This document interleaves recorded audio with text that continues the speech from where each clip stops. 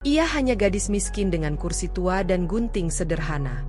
Ia datang sebagai pria gembel yang tak dianggap siapapun. Tak ada yang tahu, satu potong rambut murah itu akan membongkar identitas bos besar dan menguji cinta mereka di tengah fitnah, luka, serta jarak bernama status. Saat dunia menuduh, hanya ketulusan yang bertahan. Pagi selalu datang lebih cepat bagi Alia dibanding orang lain. Saat sebagian besar warga kota masih memeluk sisa mimpi mereka, gadis itu sudah duduk di tepi ranjang sempitnya, menatap cahaya pucat yang merembes lewat celah jendela kontrakan.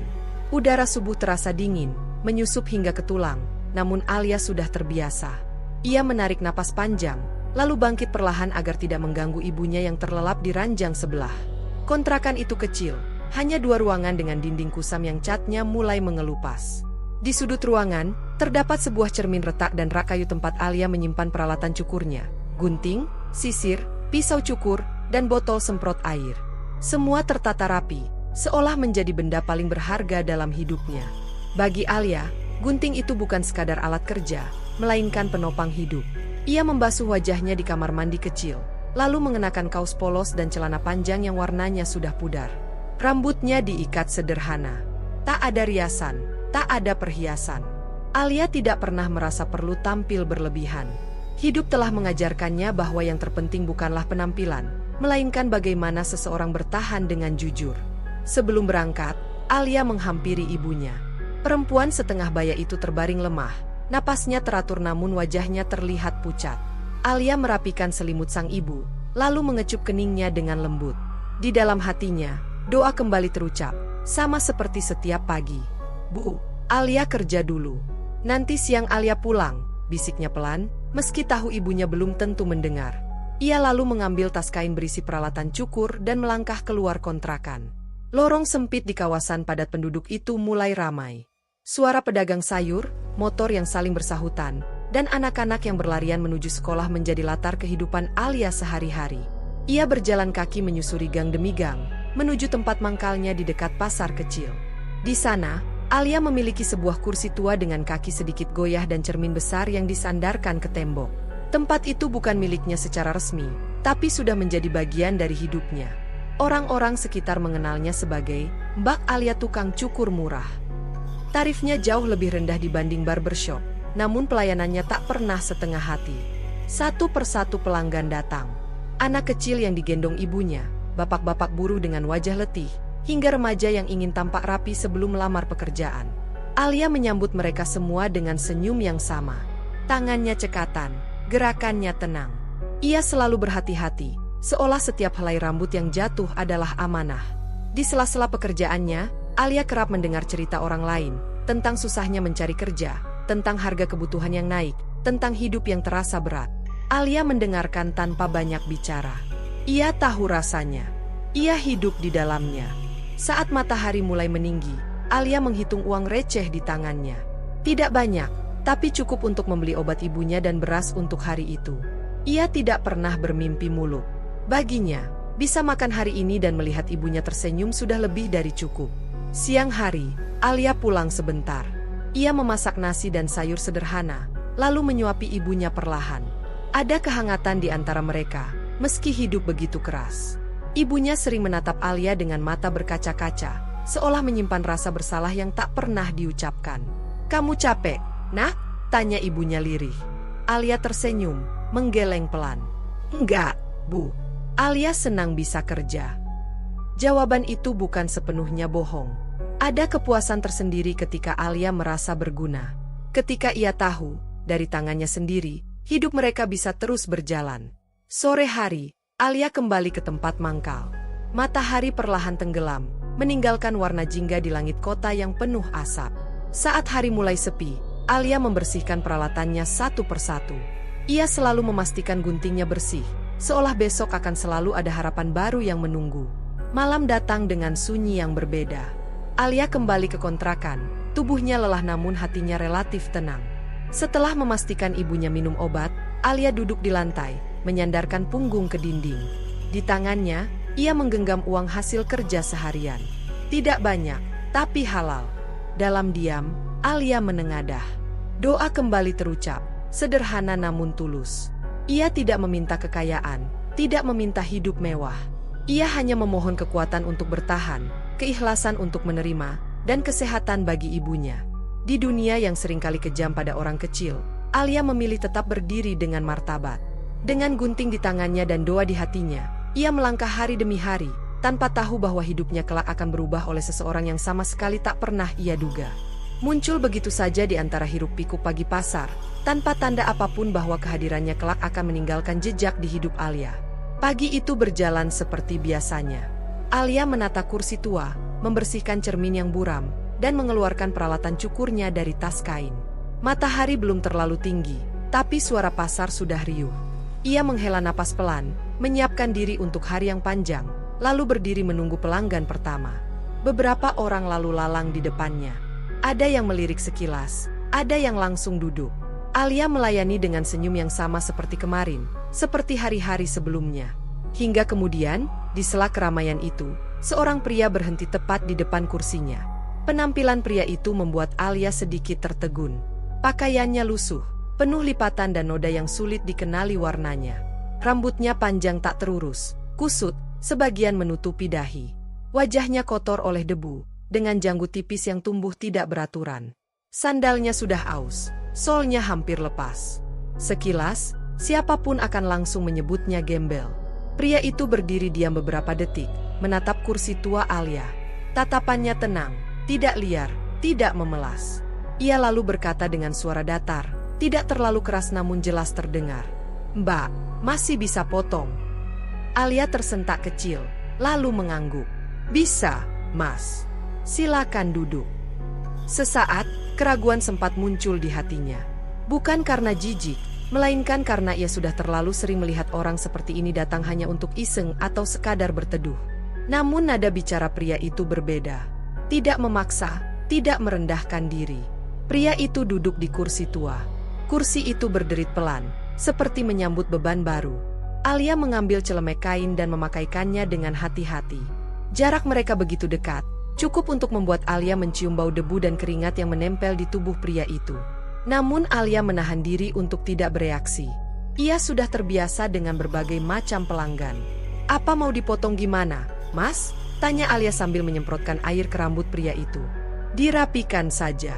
Yang penting gak nutup mata," jawab pria itu singkat. Alia mengangguk. Tangannya mulai bekerja. Guntingnya bergerak pelan, terukur. Di balik rambut kusut itu, Alia menemukan struktur kepala yang rapi. Rambut pria ini tebal dan sehat, hanya saja dibiarkan tumbuh tanpa arah. Beberapa menit berlalu dalam keheningan. Alia tidak terbiasa memulai percakapan jika pelanggan tidak membuka dulu. Namun justru pria itu yang akhirnya berbicara. "Mbak sudah lama kerja di sini?" "Lumayan," jawab Alia singkat. "Hampir 2 tahun. Setiap hari." "Hampir. Kalau ibu saya sehat, saya kerja. Kalau ibu saya sakit, saya libur sebentar." Nada Alia datar, seolah menceritakan sesuatu yang biasa. Namun pria itu mendengarkan dengan sungguh-sungguh. Kepalanya sedikit miring, matanya memandang pantulan Alia di cermin retak. "Ibu Mbak sakit?" tanyanya lagi. "Iya," jawab Alia. "Sudah lama." Pria itu tidak melanjutkan pertanyaan. Ia kembali diam. Alia merasa aneh. Biasanya, orang akan bertanya lebih jauh, atau sekadar basa-basi.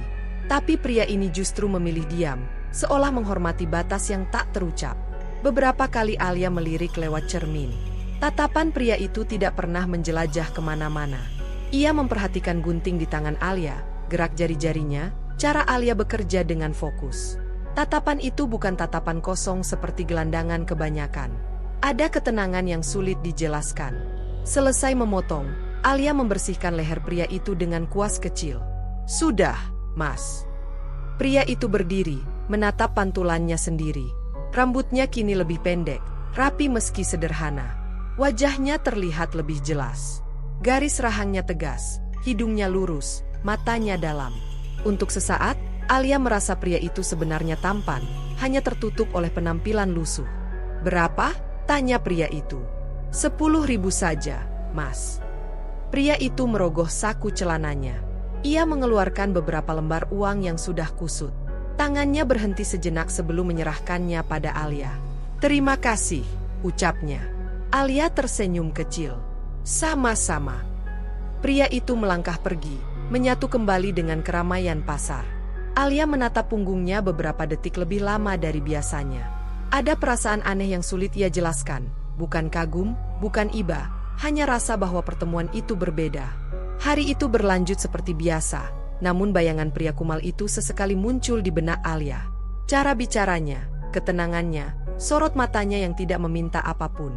Sementara itu, pria yang dipanggil Alia sebagai Mas, berjalan menjauh dengan langkah tenang. Di balik pakaian lusuh dan rambut yang baru dipotong sederhana, pikirannya bekerja. Ia mengingat setiap kata Alia, setiap gerakannya. Ketulusan yang tak dibuat-buat. Tidak ada rasa takut, tidak ada rasa merendahkan. Di dalam hatinya, untuk pertama kalinya setelah sekian lama, pria itu tersenyum kecil.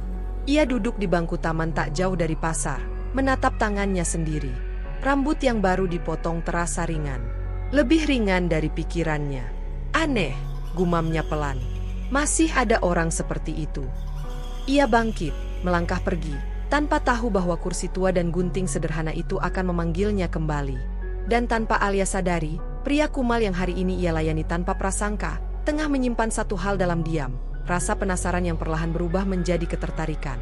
Pagi berikutnya, Alia kembali menata kursi tua dan cermin retaknya seperti biasa. Matahari baru naik setengah, cahaya keemasannya menyelinap di antara atap seng pasar. Udara masih segar, bercampur bau sayur dan tanah basah. Alia menghela napas, merasa hari itu tak berbeda dari hari kemarin. Namun, ada satu hal yang tak ia sadari, matanya beberapa kali melirik ke arah jalan masuk pasar, seolah menunggu sesuatu yang bahkan ia sendiri tak tahu apa. Pelanggan datang silih berganti. Anak sekolah, tukang sayur, sopir angkot. Alia bekerja dengan ritme yang sama, senyum yang sama, hingga menjelang siang, sosok yang sempat mengusik pikirannya muncul kembali. Pria itu, penampilannya masih lusuh, meski rambutnya kini lebih pendek dan rapi. Pakaian yang ia kenakan tetap sama, sandal usang yang sama. Namun kali ini, langkahnya tampak lebih mantap. Ia berhenti di depan kursi tua Alia, menatapnya sejenak, lalu tersenyum tipis. "Mbak," sapanya. Alia terkejut kecil, lalu tersenyum balik tanpa sadar. "Oh, Mas, mau potong lagi?" "Iya." Kayaknya cepat panjang, jawabnya ringan. Alia mengangguk dan mempersilakan pria itu duduk. Entah mengapa, suasana terasa berbeda. Tidak canggung seperti pertemuan pertama. Ada rasa akrab yang aneh, seolah mereka pernah saling mengenal lebih lama. Saat Alia mulai menyemprot rambutnya, pria itu kembali membuka percakapan. "Nama Mbak siapa?" "Alia." "Kalau saya, panggil saja Raka." Nama itu sederhana, namun entah kenapa terdengar pas di telinga Alia. Ia mengangguk pelan. "Baik, Mas Raka." Percakapan mereka mengalir pelan. Raka tidak banyak bertanya yang terlalu pribadi, namun cukup untuk membuat Alia merasa didengarkan. Alia sendiri, tanpa sadar, mulai lebih banyak bicara. Tentang bagaimana ia belajar mencukur dari ayahnya sebelum sang ayah meninggal. Tentang keputusannya berhenti sekolah demi merawat ibunya. Tentang hari-hari ketika uang tak cukup, namun ia tetap berusaha tersenyum. Raka mendengarkan semuanya tanpa menyela. Setiap kata Alia seperti diserapnya dengan penuh perhatian. Bagi Raka, cerita itu sederhana, bahkan terdengar biasa. Namun justru disitulah letak keistimewaannya. Tidak ada keluhan berlebihan, tidak ada tuntutan pada dunia. Hanya penerimaan dan keteguhan. "Capek enggak, Mbak?" tanya Raka suatu saat. "Capek," jawab Alia jujur, lalu tersenyum. Tapi capeknya masih bisa ditahan. Jawaban itu membuat Raka terdiam cukup lama. Ia menatap pantulan Alia di cermin. Gadis itu tidak sadar bahwa kalimat sederhananya baru saja menampar kesadaran seseorang yang selama ini hidup dalam kemewahan namun sering merasa kosong. Hari-hari berikutnya, Raka semakin sering datang. Tidak selalu untuk mencukur rambut. Kadang ia hanya duduk di dekat Alia, membeli minum, lalu berbincang ringan. Alia tidak pernah bertanya terlalu jauh tentang kehidupan Raka. Ia menganggap Raka hanyalah pria yang hidupnya keras, sama seperti banyak orang lain di sekitar pasar itu. Namun bagi Raka, setiap kunjungan adalah pelajaran baru. Dari Alia, ia belajar tentang kejujuran yang tak dibuat-buat. Tentang bekerja bukan demi pujian, tapi demi bertahan hidup.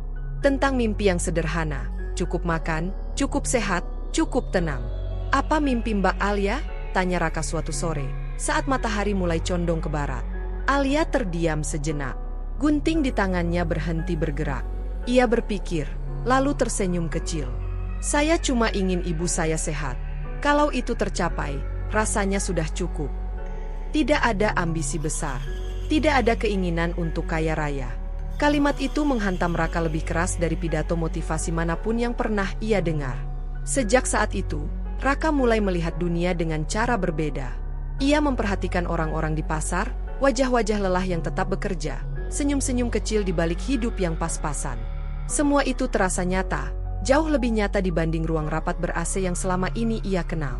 Alia sendiri mulai merasa nyaman dengan kehadiran Raka. Ia menunggu kunjungan pria itu tanpa sadar. Bukan karena tertarik secara romantis, melainkan karena percakapan dengan Raka memberinya rasa dihargai. Raka tidak pernah menatapnya dengan iba, tidak pula dengan rasa merendahkan. Ia menatap Alia sebagai manusia utuh. Namun Alia tidak pernah tahu, di balik pakaian lusuh dan sikap sederhana itu, Raka menyimpan dunia yang sama sekali berbeda. Ia tidak tahu bahwa setiap senyum tulusnya, setiap kata jujurnya, perlahan membongkar dinding tebal di hati Raka. Suatu hari, setelah selesai dicukur, Raka berdiri dan menatap Alia sedikit lebih lama dari biasanya. "Terima kasih, Alia," ucapnya pelan, tanpa embel-embel apapun. Alia mengangguk sambil tersenyum.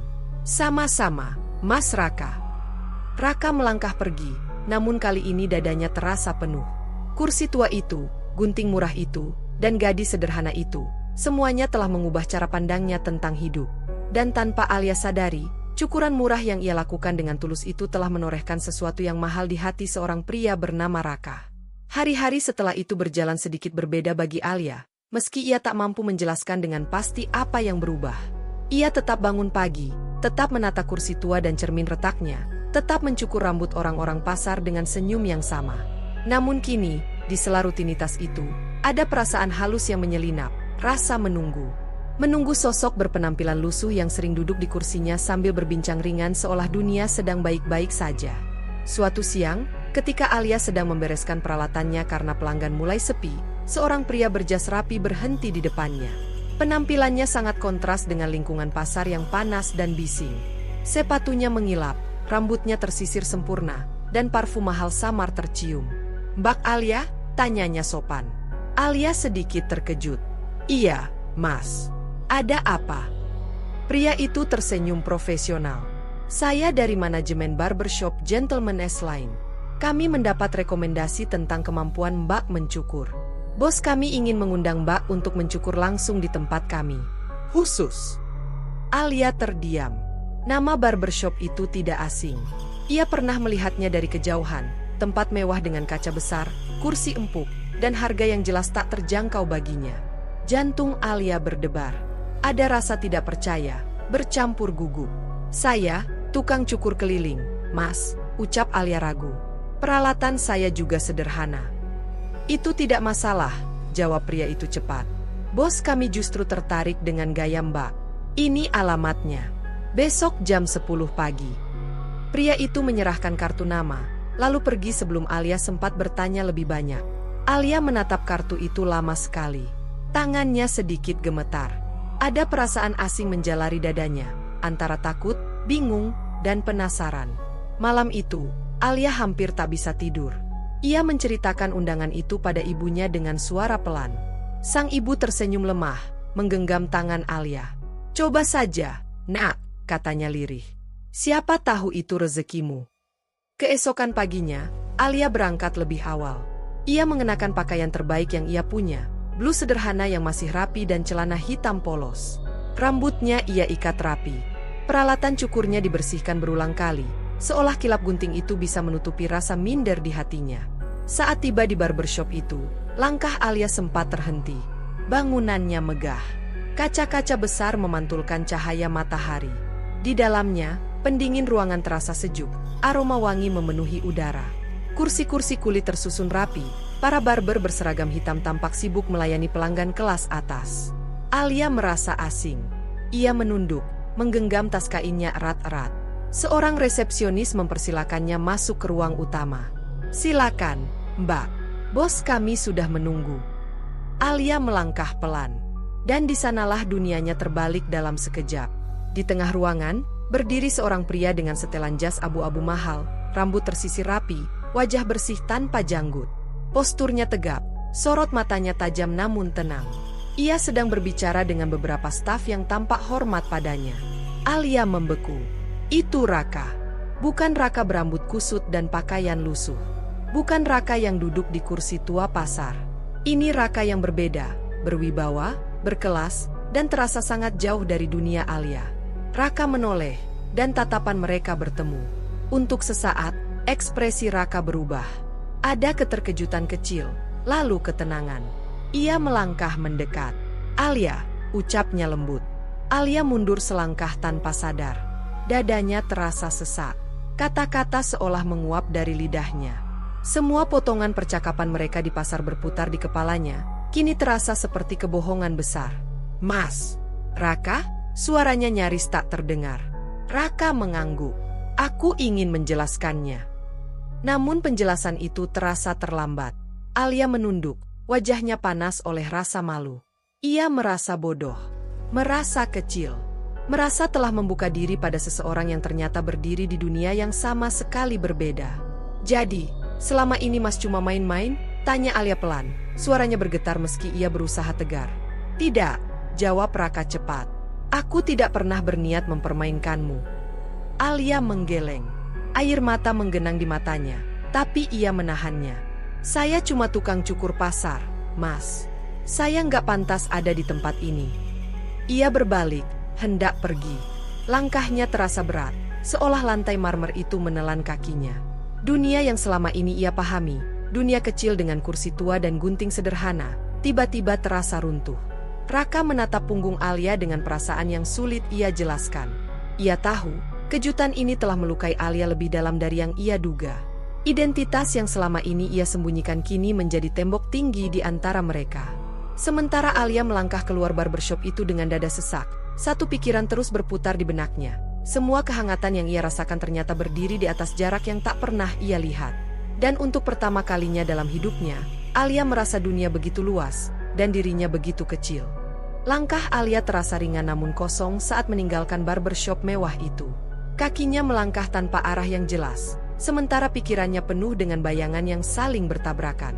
Wajah Raka yang rapi dan berwibawa terus terlintas di benaknya, menimpa ingatan tentang Raka yang duduk santai di kursi tua pasar dengan pakaian lusuh dan senyum sederhana. Dua sosok itu kini menyatu, dan justru itulah yang membuat dada Alia sesak. Ia merasa tertipu, bukan karena Raka bersikap jahat, melainkan karena ia telah membuka dirinya tanpa sadar. Ia telah bercerita terlalu banyak, tertawa terlalu lepas, merasa terlalu nyaman. Kini, semua itu terasa memalukan. Alia merasa seperti orang kecil yang tanpa sadar melangkah ke dunia yang tak pernah ditujukan untuknya. Sejak hari itu, Alia tak lagi menunggu Raka datang ke pasar. Ia datang, bekerja, lalu pulang secepat mungkin. Senyumnya masih ada untuk pelanggan, tapi kini terasa lebih tipis. Tangannya tetap cekatan memegang gunting, namun pikirannya sering melayang. Setiap kali melihat pria berjas atau mobil mewah melintas di dekat pasar, perasaannya bergetar tidak nyaman. Beberapa hari berlalu, hingga suatu sore Alia mendengar kabar yang membuatnya semakin tertekan. Beberapa orang di pasar mulai membicarakannya. Tentang dirinya yang diundang ke barbershop mahal. Tentang gosip bahwa ia dekat dengan orang kaya. Alia menunduk setiap kali mendengar bisikan-bisikan itu. Ia tidak pernah merasa bangga. Justru sebaliknya, ia merasa semakin terasing. Dunia seolah memberi jarak yang lebih jelas antara dirinya dan orang-orang seperti Raka. Raka sendiri tidak tinggal diam. Ia datang ke pasar beberapa kali, berdiri di kejauhan, mengamati Alia yang sibuk bekerja. Ia ingin mendekat, ingin menjelaskan, namun setiap kali langkahnya maju, Alia selalu menghindar. Entah pura-pura sibuk, entah beranjak pergi sebelum mereka sempat bicara. Suatu hari, Raka akhirnya memberanikan diri. Ia menghampiri Alia saat ia sedang merapikan peralatan. "Alia," panggilnya pelan. Alia terdiam sesaat. Ia tahu suara itu. Suara yang dulu terasa hangat, kini terasa berat. Ia menoleh dengan wajah datar. "Ada apa, Mas?" Nada itu membuat Raka tersentak. Tidak ada lagi keakraban. Tidak ada lagi senyum tulus. Aku ingin bicara, ujar Raka. Alia menggeleng. Saya sibuk. Maaf. Ia mengangkat tas kainnya dan melangkah pergi, meninggalkan Raka berdiri di tempat dengan perasaan hampa. Raka baru menyadari bahwa jarak yang tercipta bukan sekadar soal kesalahpahaman, melainkan luka pada harga diri Alia. Di rumah, Alia duduk di samping ibunya yang sedang berbaring lemah. Ia menatap wajah ibunya lama, seolah mencari kekuatan. Bu, apa Alia salah? Tanyanya pelan. Ibunya menoleh, menatap Alia dengan mata sayu. Salah kenapa, Nak? Alia merasa. Alia terlalu bermimpi, terlalu lupa diri. Ibunya menggenggam tangan Alia. Kamu tidak pernah salah karena menjadi dirimu sendiri. Tapi kalau hatimu sakit, wajar kalau kamu menjauh. Kata-kata itu menenangkan Alia, namun juga menegaskan keputusannya. Ia memilih menjaga jarak. Bukan karena membenci Raka, tapi karena ia ingin melindungi harga dirinya. Ia tidak ingin menjadi bahan pembicaraan di dunia elit. Ia tidak ingin dipandang sebagai gadis miskin yang naik kelas karena belas kasihan. Namun dunia Raka tidak semudah itu dilepaskan. Beberapa kali Alia menerima undangan mencukur di tempat-tempat yang lebih baik, namun setiap kali ia menolak dengan halus. Ia merasa tempatnya bukan di sana. Dunia itu terlalu licin, terlalu penuh tatapan menilai. Sementara itu, Raka mulai merasakan tekanan dari lingkungannya sendiri. Di barbershop dan lingkaran bisnisnya, beberapa orang mulai membicarakan Alia dengan nada meremehkan. Cuma tukang cukur pasar, ujar salah satu rekannya sambil tertawa kecil. Mas Raka kenapa tertarik sama gadis seperti itu? Timpal yang lain. Kata-kata itu menusuk Raka, namun lebih menyakitkan membayangkan Alia mungkin pernah mendengar hal serupa. Ia mulai memahami betapa beratnya jarak sosial itu bagi Alia. Bukan soal cinta, melainkan soal martabat. Suatu sore, Alia pulang dalam keadaan lelah. Hujan turun rintik-rintik, membasahi jalanan dan pikirannya. Ia berhenti sejenak di bawah atap seng, menatap air hujan jatuh ke tanah. Dalam diam, hatinya bergetar. Ia merindukan percakapan sederhana, tawa ringan, dan kehadiran Raka yang dulu terasa setara. Namun Alia menggeleng kecil. Ia tahu, kerinduan itu harus ditekan. Dunia telah menunjukkan batasnya. Di tempat lain, Raka duduk sendiri di ruang kerjanya yang luas. Lampu-lampu kota terlihat dari jendela besar, namun semuanya terasa dingin. Ia baru menyadari bahwa kekayaan dan status tidak memberinya apa yang ia rasakan saat duduk di kursi tua pasar. Untuk pertama kalinya, Raka merasakan perbedaan kelas sosial bukan sebagai konsep, melainkan sebagai tembok yang menyakitkan. Dan di balik tembok itu, ada Alia, gadis sederhana yang memilih menjaga jarak demi harga diri, sementara hatinya perlahan diuji oleh rasa yang tak pernah ia minta. Namun tembok yang memisahkan mereka belum menjadi yang paling menyakitkan. Ada sesuatu yang jauh lebih tajam dari sekadar jarak bernama status, sesuatu yang bekerja diam-diam di balik senyum ramah dan ruang-ruang mewah yang penuh kepura-puraan. Di dunia Raka, nama Alia mulai beredar bukan sebagai sosok manusia, melainkan sebagai bahan bisik-bisik. Awalnya hanya sepintas, sekadar komentar ringan yang dibungkus tawa kecil. Tapi perlahan, bisikan itu berubah menjadi cerita yang dipelintir, dibesar-besarkan, lalu dijadikan kebenaran oleh mereka yang tak pernah benar-benar mengenal Alia. Mira adalah yang paling sering tersenyum saat menyebut nama itu. Perempuan itu cantik, berkelas, dan selalu hadir di setiap acara bisnis Raka. Gaun mahal, parfum lembut, dan tatapan yang seolah penuh perhatian. Namun di balik senyum manisnya, ada kecemburuan yang terpendam. Ia tidak pernah menyangka bahwa seorang gadis miskin dari pasar bisa mencuri perhatian Raka, perhatian yang selama ini ia rasa pantas ia miliki. Kasihan juga ya, Rak, ucap Mira suatu sore, saat mereka duduk di lounge hotel berbintang. Kamu itu terlalu baik. Kadang orang kecil suka salah paham. Dikasih sedikit perhatian, langsung merasa punya harapan. Raka menatapnya datar. Maksud kamu apa? Mira tersenyum lagi, kali ini lebih halus. Aku cuma khawatir. Kamu itu pengusaha besar. Nama kamu bukan cuma milik kamu sendiri, tapi juga perusahaan. Jangan sampai ada orang yang memanfaatkan kebaikanmu. Di sudut lain, Dimas, rekan bisnis Raka, ikut menimpali. Dengan gaya santai tapi penuh maksud, ia menambahkan cerita versinya sendiri. Tentang Alia yang disebut-sebut sengaja mendekati Raka. Tentang gadis miskin yang katanya berharap hidupnya berubah dengan cepat. Model begini itu banyak, Rak, kata Dimas sambil mengaduk kopinya. Main bersih di depan, tapi tujuannya jelas. naik kelas. Raka tidak langsung menanggapi. Namun kata-kata itu tidak menguap begitu saja. Ia pulang malam itu dengan kepala penuh. Ia membenci dirinya sendiri karena, meski ia percaya pada Alia, benih keraguan itu tetap berusaha tumbuh.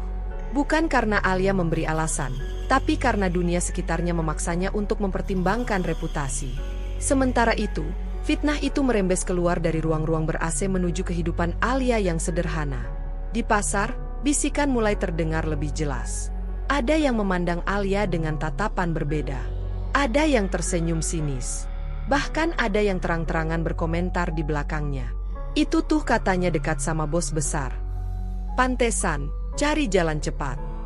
Orang miskin kalau ketemu orang kaya, ya gitu. Setiap kalimat seperti batu kecil yang dilemparkan perlahan ke hati Alia. Ia mencoba tidak peduli, mencoba fokus bekerja, namun dunia terasa semakin sempit. Yang paling menyakitkan bukan hinaannya, melainkan kenyataan bahwa cerita itu sama sekali tidak ia pahami asal-usulnya. Puncaknya terjadi ketika Alia tanpa sengaja mendengar percakapan dua pelanggan. Katanya dia itu manfaatin orang kaya, ya? Iya, sok sederhana, padahal licik. Tangan Alia gemetar saat memegang gunting. Untuk pertama kalinya sejak ia bekerja di pasar, ia merasa ingin pergi. Bukan karena lelah fisik, tapi karena hatinya hancur. Malam itu, Alia menangis dalam diam di samping ranjang ibunya. Ia tidak menceritakan apapun, hanya memeluk lututnya dan menahan suara. Ia merasa kotor oleh tuduhan yang tidak pernah ia lakukan. Harga dirinya tercabik tanpa ia sempat membela diri. Di sisi lain, Raka akhirnya mendengar bahwa gosip itu sampai ke telinga Alia. Ia ingin datang, ingin menjelaskan, ingin membela. Namun setiap langkah terasa berat. Di ruang rapat, tekanan semakin nyata. Beberapa investor mulai mempertanyakan fokusnya. Nama Alia disebut-sebut sebagai risiko reputasi. Untuk pertama kalinya dalam hidupnya, Raka terjebak di persimpangan yang menyakitkan, mempertahankan cintanya atau menjaga dunia yang telah ia bangun bertahun-tahun. Ia mencoba menghubungi Alia. Sekali, dua kali, tak ada jawaban. Ketika akhirnya Raka datang ke pasar, kursi tua itu kosong. Cermin retak bersandar, namun peralatan Alia tidak ada. Seorang pedagang memberitahunya dengan nada datar, "Mbak Alia sudah nggak jualan di sini. Katanya mau pindah." Raka merasa dadanya runtuh. Ia berlari kecil menyusuri ganggang sempit, menuju kontrakan Alia. Namun yang ia temukan hanya pintu tertutup dan tetangga yang menggeleng. "Sudah pergi, Mas. Pagi tadi." Alia pergi tanpa pamit, tanpa penjelasan. Ia memilih menghilang karena ia tahu, bertahan hanya akan membuat lukanya semakin dalam. Ia tidak ingin hidup dengan stigma. Ia tidak ingin setiap senyumnya ditafsirkan sebagai siasat. Dalam hujan gerimis, Raka berdiri di depan kontrakan kosong itu, merasa lebih miskin dari siapapun. Untuk pertama kalinya, ia benar-benar menyadari bahwa diamnya, keraguannya, telah melukai seseorang yang paling tulus yang pernah ia temui. Dan di kejauhan, Alia melangkah pergi dengan satu keyakinan pahit, lebih baik menghilang dengan harga diri utuh, daripada bertahan di dunia yang menuduhnya tanpa ampun. Alia kembali ke kehidupan yang pernah ia jalani, namun kini terasa jauh lebih sunyi. Ia menyewa kamar kontrakan kecil di pinggiran kota, lebih sempit dari sebelumnya, lebih jauh dari pasar yang dulu menjadi napas hidupnya. Kursi tua dan cermin retak ia tinggalkan. Gunting dan sisirnya masih ada, namun tak lagi ia gunakan setiap hari. Tangannya seolah kehilangan arah, seperti hatinya. Setiap pagi, Alia bangun dengan perasaan kosong. Tidak ada lagi rutinitas yang memberi makna. Ia mencoba mencari tempat mangkal baru, namun rasa percaya dirinya runtuh. Tatapan orang-orang, meski tak mengenalnya, terasa menghakimi. Gosip telah mengajarinya satu hal pahit, nama baik orang miskin begitu mudah dihancurkan. Ibunya semakin sering terbaring lemah. Nafasnya berat, batuknya semakin parah. Alia duduk di samping ranjang sambil menggenggam tangan ibunya yang dingin. Uang mereka semakin menipis. Obat-obatan semakin mahal. Alia merasa seperti berdiri di tepi jurang tanpa pegangan. "Maaf ya, Bu," bisik Alia suatu malam, saat ibunya tertidur gelisah. "Alia belum bisa bikin hidup kita lebih baik." Air matanya jatuh satu persatu. Untuk pertama kalinya, Alia merasa kalah. Ia merasa kehilangan segalanya, pekerjaannya, ketenangannya, bahkan keyakinan pada dirinya sendiri. Dunia yang dulu keras namun bisa ia hadapi, kini terasa kejam dan tanpa ampun. Di sisi lain kota, Raka duduk sendiri di ruang kerjanya yang luas. Lampu-lampu gedung pencakar langit terlihat indah dari balik jendela, namun baginya semua itu hanyalah cahaya dingin tanpa arti. Sejak Alia menghilang, hidupnya berjalan seperti mesin. Rapat, tanda tangan, keputusan bisnis, namun jiwanya tertinggal di kursi tua pasar. Raka mulai menyadari kesalahannya dengan cara yang paling menyakitkan. Ia ingat setiap momen ketika ia memilih diam. Setiap kali ia membiarkan Mira dan Dimas berbicara tanpa ia hentikan. Setiap detik keraguannya kini berubah menjadi penyesalan yang menghantam tanpa henti. Seharusnya aku berdiri, gumam Raka lirih di ruang kosong itu. Seharusnya aku melindunginya. Raka mulai melawan dunia yang dulu ia bangun sendiri. Ia memutuskan hubungan bisnis dengan Dimas secara sepihak. Ia menegur Mira dengan dingin, mematahkan setiap senyum palsu yang dulu ia abaikan. Dunia elit terkejut melihat perubahan itu. Raka yang mereka kenal, dingin, terukur, dan rasional, kini bertindak berdasarkan hati. Namun semua itu terasa sia-sia tanpa Alia. Raka mulai mencari. Ia mendatangi pasar lama, bertanya pada setiap orang yang mungkin tahu. Ia menyusuri ganggang sempit, kontrakan lama, bahkan rumah sakit kecil tempat Alia biasa membeli obat. Ia tidak peduli dengan jas mahalnya yang kotor oleh debu. Ia tidak peduli dengan tatapan heran orang-orang. Hari demi hari berlalu tanpa hasil. Sementara itu, Alia berada di titik terendah hidupnya. Suatu malam, ibunya tiba-tiba sesak napas. Alia panik, memanggil tetangga, lalu membawa ibunya ke rumah sakit dengan ojek. Di ruang IGD yang dingin, Alia duduk menunggu dengan tangan gemetar. Hatinya hancur oleh rasa takut. Dokter keluar dengan wajah serius. Biaya perawatan disebutkan dengan angka yang membuat dunia Alia gelap seketika. Ia mengangguk, meski tak tahu dari mana uang itu akan datang. Di bangku rumah sakit, Alia menunduk, memeluk tas kainnya yang kini tampak usang dan kosong. Untuk pertama kalinya, ia merasa benar-benar sendirian. Tidak ada tempat bersandar. Tidak ada bahu untuk bersandar. Di saat yang sama, Raka duduk di mobilnya, menatap daftar alamat yang tak membuahkan hasil. Ia memejamkan mata, menahan emosi yang hampir meledak. Untuk pertama kalinya, ia merasa tidak berdaya meski memiliki segalanya. Dua manusia itu sama-sama jatuh. Alia jatuh dalam kemiskinan dan kesepian. Raka jatuh dalam penyesalan dan kehampaan. Mereka berada di dunia yang sama, kota yang sama, namun terpisah oleh pilihan, waktu, dan luka yang belum sembuh. Dan di titik paling gelap itulah, tak satu pun dari mereka tahu bahwa hidup belum selesai menguji. Bahwa setelah jatuh paling dalam, akan selalu ada satu kesempatan terakhir, entah untuk menyerah sepenuhnya, atau bangkit dengan keberanian yang tersisa. Kesempatan itu datang pada Raka di pagi yang kelabu, ketika hujan turun tanpa suara gemuruh. Ia berdiri di depan rumah sakit kecil di pinggiran kota, menatap papan nama yang mulai pudar. Informasi itu ia dapatkan dari seorang apoteker tua yang masih mengingat wajah Alia. Tanpa jas mahal, tanpa pengawalan, Raka melangkah masuk dengan napas tertahan. Jantungnya berdetak kencang, bukan karena takut kehilangan reputasi, melainkan takut menemukan Alia dalam keadaan yang tak siap ia hadapi. Di bangsal sederhana, Raka melihat Alia duduk di bangku besi. Wajahnya pucat, mata sembab, rambutnya terikat seadanya. Tas kain yang dulu selalu ia bawa tergeletak di pangkuannya. Untuk sesaat, Raka terdiam. Sosok yang dulu berdiri tegak dengan senyum tulus kini tampak rapuh, seperti cahaya yang nyaris padam. "Alia," panggil Raka pelan. Alia menoleh. Tatapan mereka bertemu, tatapan yang menyimpan ribuan kata yang tak pernah terucap. Alia bangkit setengah berdiri, lalu berhenti. Wajahnya menegang, seperti berusaha menahan sesuatu yang mendesak keluar. "Mas Raka?" Suaranya parau. "Ngapain kesini?" Raka menelan ludah. "Aku mencari kamu. Aku minta maaf, karena terlambat." Kata-kata itu sederhana, namun Alia justru tersenyum getir. "Maaf nggak mengubah apa-apa, Mas." Raka mengangguk. "Aku tahu. Aku nggak datang untuk janji. Aku datang untuk bertanggung jawab." Alia menoleh ke arah pintu ruang perawatan. "Ibu saya sakit. Saya lagi nggak bisa bicara." "Boleh aku duduk?" tanya Raka. Ia tidak mendekat tanpa izin. Alia ragu sejenak, lalu mengangguk kecil. Mereka duduk berdampingan, terpisah jarak yang tipis namun terasa panjang. Raka tidak langsung bicara. Ia menunggu, Seperti dulu ia mendengarkan di depan cermin retak. "Alia," ucapnya akhirnya, "semua yang mereka katakan itu bohong. Dan aku salah karena membiarkannya." Alia memejamkan mata.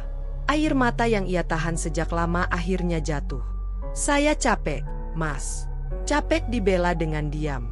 Capek disangka macam-macam." Raka menunduk. "Aku akan membukanya. Di depan semua orang." Hari itu juga, Raka bergerak. Ia tidak mengirim uang diam-diam. Ia tidak memerintahkan orang lain.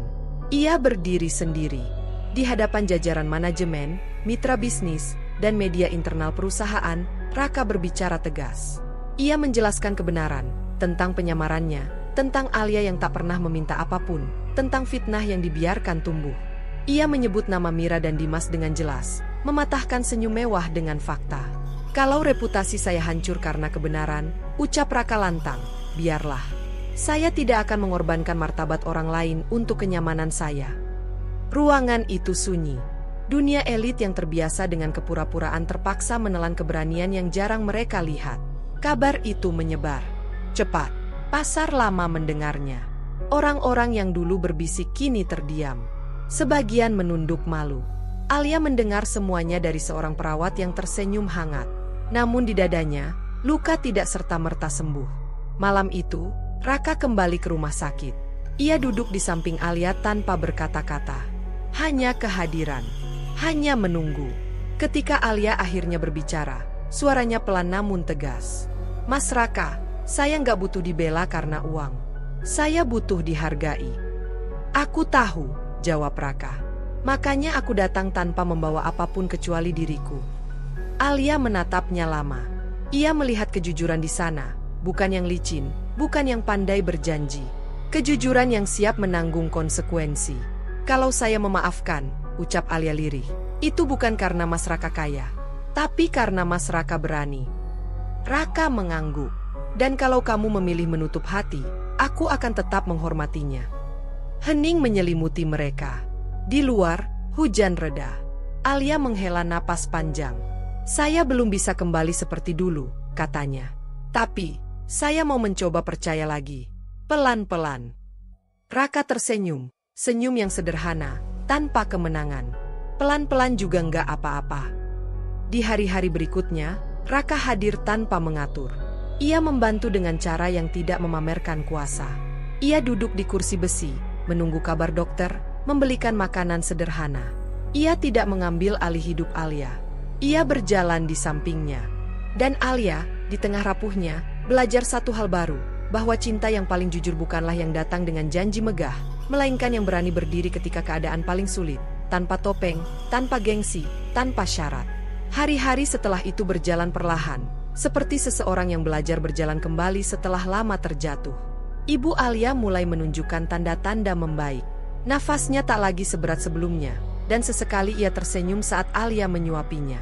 Di bangsal rumah sakit yang sederhana itu, Alia merasakan sesuatu yang sudah lama hilang, harapan yang tidak melukai. Raka tetap datang, bukan sebagai bos besar dengan rombongan, melainkan sebagai seorang pria yang duduk tenang di kursi besi, menunggu dengan sabar. Ia tidak mengatur, tidak memaksa, tidak menunjukkan kuasa. Ia belajar menjadi hadir tanpa mengambil alih. Dan justru disitulah Alia melihat Raka yang dulu, Raka yang duduk di kursi tua pasar, berbicara tentang hidup tanpa menghakimi.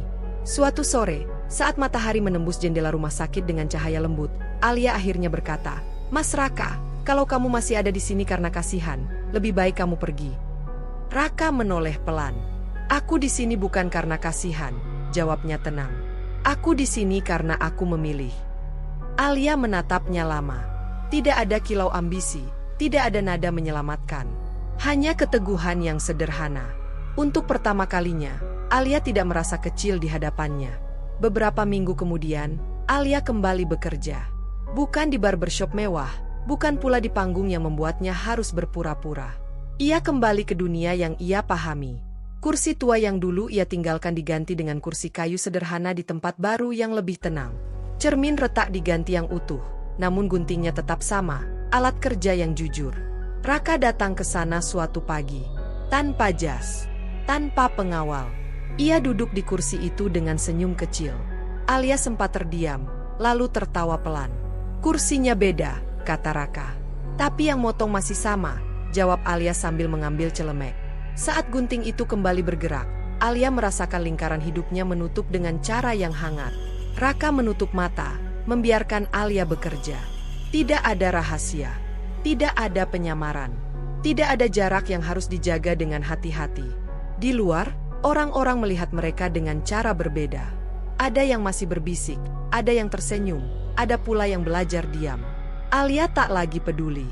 Ia telah melewati badai yang paling menyakitkan. Penilaian orang tak lagi menentukan nilainya. Raka pun berubah. Ia tetap memimpin bisnisnya, namun kini dengan langkah yang lebih rendah hati. Ia tidak lagi merasa perlu membuktikan siapa dirinya. Dunia pasar, gang sempit, dan bangku rumah sakit telah mengajarinya makna yang tak pernah ia temukan di ruang rapat, bahwa manusia tidak diukur dari apa yang dimiliki, melainkan dari bagaimana ia memperlakukan orang lain saat tak ada yang melihat. Suatu malam, mereka duduk berdampingan di depan kontrakan baru Alia. Angin berhembus pelan. Lampu jalan redup menerangi wajah mereka. "Alia," ucap Raka pelan, "kalau suatu hari aku kehilangan semuanya, kamu masih mau duduk di sampingku?"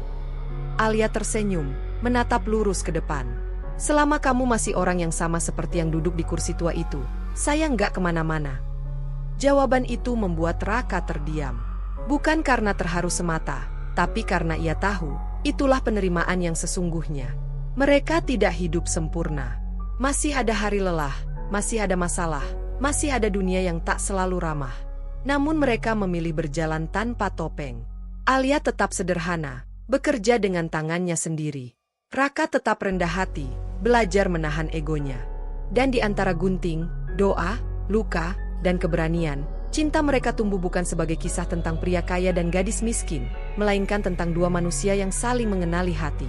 Karena pada akhirnya, ketulusanlah yang menang. Bukan status, bukan nama besar, melainkan keberanian untuk melihat seseorang apa adanya, dan memilih tetap tinggal.